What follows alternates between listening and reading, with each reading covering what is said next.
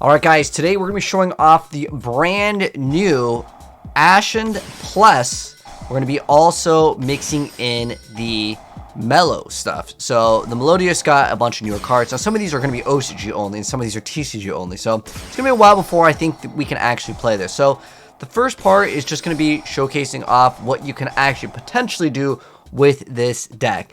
Now, the thing that makes this very, very strong is that you can also follow up your board with a Bow of the Goddess with 3 negates. Now, this is what I would consider to be kind of the optimal thing for any deck to potentially do, is just to make this so you don't go ahead and get hit by a giant rock.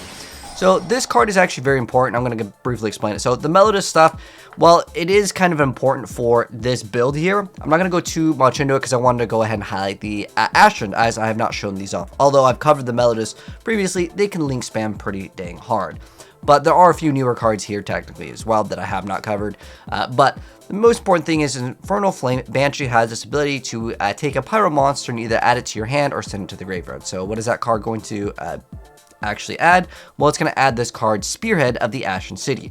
So what you can do with this deck is you give your opponent Veto's the Eruption Dragon of Extinction. Now, giving your opponent this card is actually going to set up 2 different things. So what you're able to do as a quick effect, you during the main phase, if it's in your hand, you get to target 1 card in a field zone, which means either you destroy it, then you get to add it to your hand or set an Ashen Continuous Trap from your deck.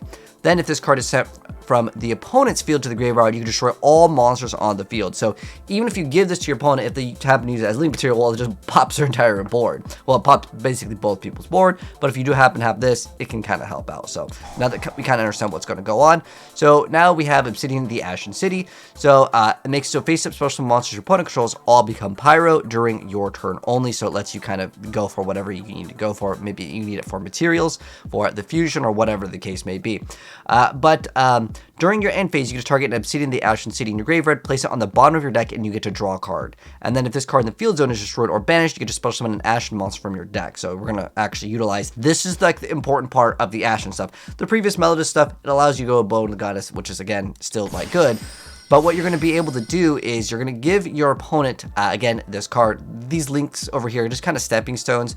The more important card actually is going to be utilized to actually bring out the Promethean Princess, Bestower of Flames, and you're going to go ahead and actually pop during your opponent's turn as another disruption. You have a quick effect, so this card is just going to basically use itself, go for early, and then you're going to link off into this card over here, the Ambler Whale. So Ambler Whale plus this card over here. Let's pause it real quick because this is kind of important for the combo. So you have the Bestower here, and you have the Ambler Whale, and during your opponent's turn, if something would to go on, you can actually use this as a disruption. So this has, if a monster special summon to your opponent's field while it's in your graveyard, you can target a fire monster you control and 1 monster opponent controls, and you get to destroy them, and then you get to resummon this card, and then this card can bring out another card later.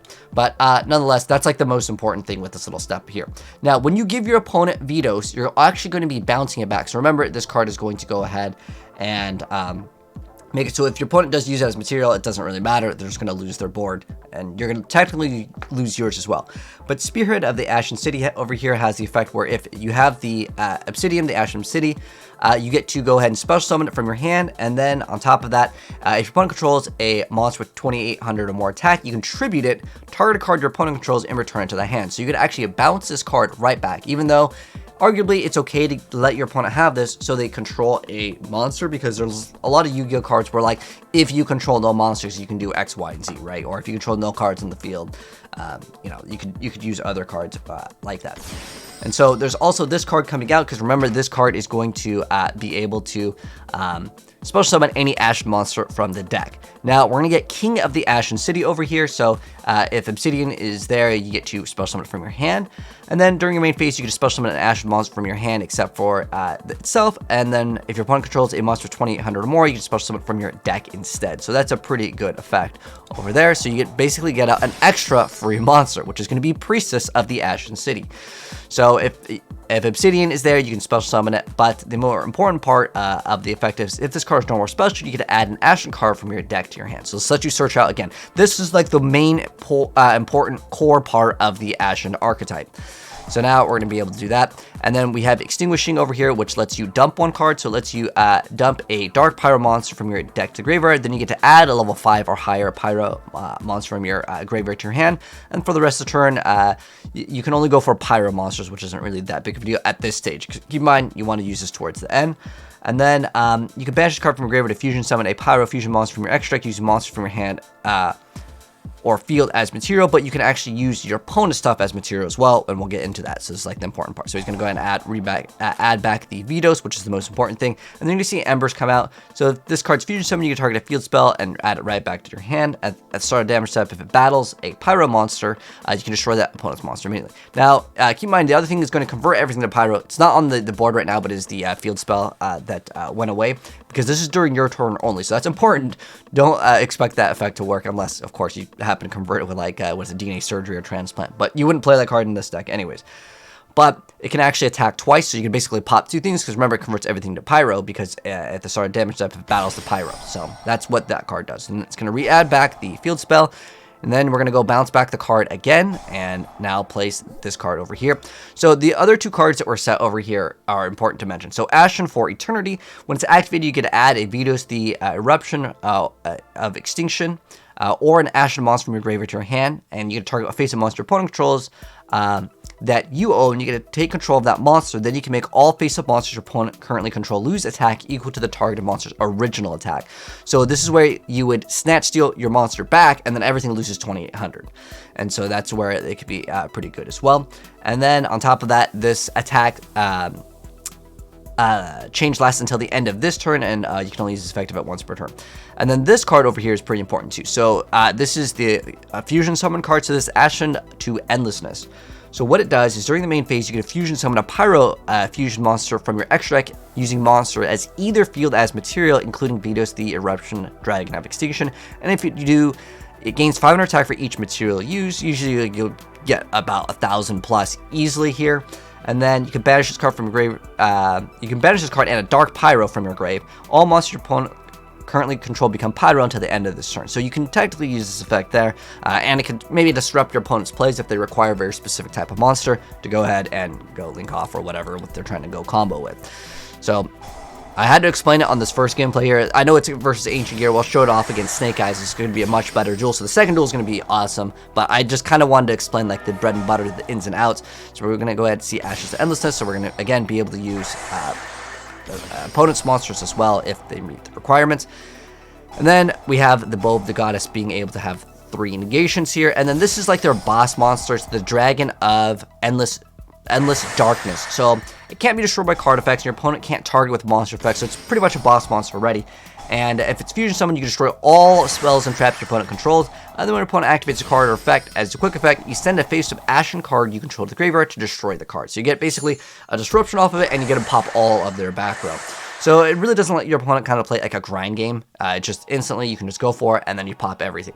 Now, I'm going to let this next one kind of just play out, but I kind of wanted to explain it in just the first game over here. Otherwise, there's just so much that goes on. So, once again, now we're going to see against what I would consider a more meta deck. Obviously, Snake Eyes, pretty dang good deck over here. And let's see which one he's playing. So he's playing...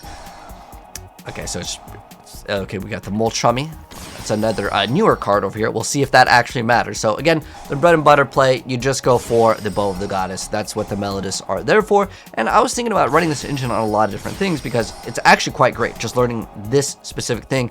And at the moment, Ashened, you have about like maybe 10-ish cards extra, unless you're playing like maxed out hand traps, to go ahead and actually mix in maybe another archetype or another engine into the deck. And I think that I want to run this Melodist like engine in a lot of different things now because I just have extra room now. But over here, again, it's the bread and butter play, and it's the stuff that I already explained before, but I felt like it was really important to explain how to play the deck, you know, and how it kind of works. So you're just basically bouncing back that card, you go for this, and then again, you're going to be using that as material later down the line. And also, what's really good in this deck is Super Poly. This is against the deck and with the deck as well, because if you make that Super Boss monster, we see Imperm. So now, he doesn't have to deal with the triple negates from both. The Goddess Populace is going to be activating its effect coming out over here. Be searching, and we see the field spell activated as well. But remember, this card can just come out and pop a field spell, which is really good. That adds a little bit of a disruption over here. here. So we see Ashened to Endlessness. Again, remember, you can use your opponent's stuff as material, but then he snatch steals the monster back over here, and we're going to go ahead and see him try to go for game, but it turns into a Mud Dragon of the Swamp. So Super Poly actually came in quite clutch over here. Now we're going to see the Pendulum Summon over here, which actually adds a little bit more to the deck, but again, if you get everything popped, maybe if you play a mirror match, that could be pretty good. But the guy had to say GG at this point because, I mean, there's no real recovery from this deck, as it could definitely go for those OTK plays, especially if you're mixing the Melodus over here. I'm going to give you guys a deck profile. I do have some more gameplay that I do want to drop. A big shout out to Progenitor for hooking me up with the gameplay over here. Again, you can mix in a lot of stuff, and it's going to be maybe a while before we can run this because, again, it's running TCG and OCG cards here. So I'm just going to mouse over the cards real quick in case any of you guys do want to go ahead and copy the deck. But I'm curious to know what you think of the brand new Ashened archetype. You guys think they're good? Do you think that they are bad? I think it is quite good, just being able to go use your opponent's monsters as material. Then you get a super boss monster. You have the ability to have this card actually be able to potentially pop 2 different things, because again, if it battles and you can convert everything to pyro. I just think the play of giving your opponent a card is pretty nasty, because obviously, yeah, if you have no cards, you can just activate from your hand, but that's not going to be available.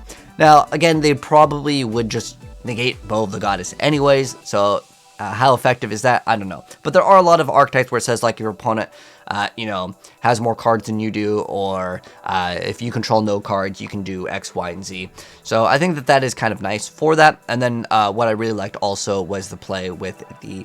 not Salamangreat. It was the Promethean Bestower of Flames and the Ambler Whale. I like that little play over there. So really cool stuff. So anyways, that's going to go and wrap up things. Let me know what you thought of it. If you guys enjoyed the gameplay, drop a like on it. If you're new here, hit subscribe, turn that bell to see more new Yu-Gi-Oh gameplays of newer Yu-Gi-Oh decks. I'm out. Peace.